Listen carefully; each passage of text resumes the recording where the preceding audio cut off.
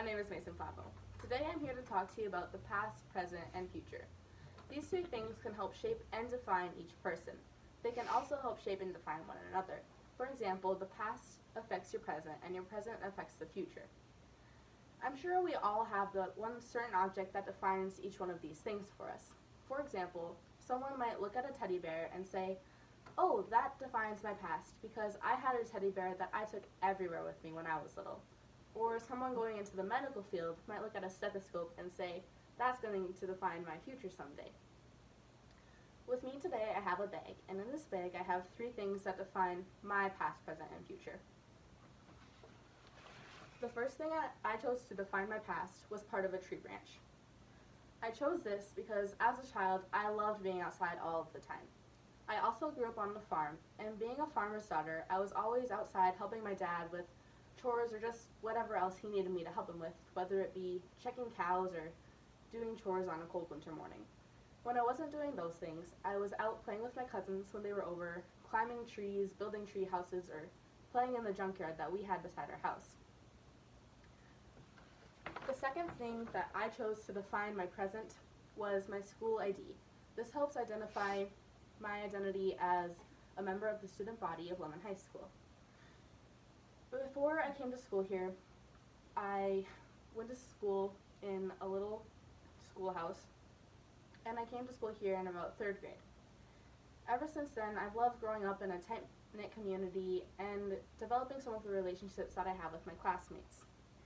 My ID also helps define me as a working student. I balance a lot of my responsibilities at work and also a lot of my responsibilities at school and with my home life. The third thing that I chose to represent my future is a pencil.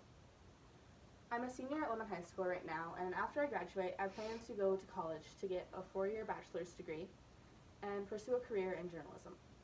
As I mentioned earlier, the past, present, and future can all help develop one another and shape each other. For example, when I was a kid, my great aunt taught me to read and write when I was really little, and ever since then, I've loved doing both of those things. Going into school, English has always been one of my favorite subjects, and going into high school, I still wasn't really sure what I wanted to do with my life. I joined our school's journalism team, and my junior year, I was our school's newspaper editor. My senior year, which is this year, I am our school's yearbook editor.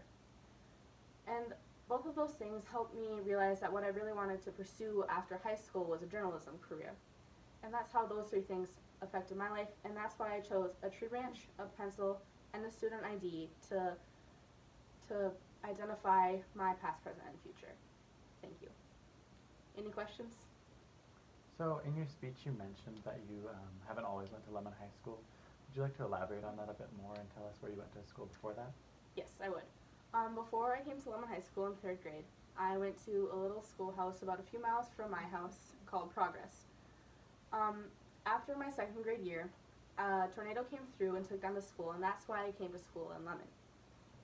And that's why I also chose the tree branch, because nature's kind of affected my life a lot, especially as a kid and growing up. If the tornado wouldn't have came through and taken down the school, then I wouldn't have came to school in Lemon until about my 7th grade year, and then I wouldn't have developed some of the close relationships that I have.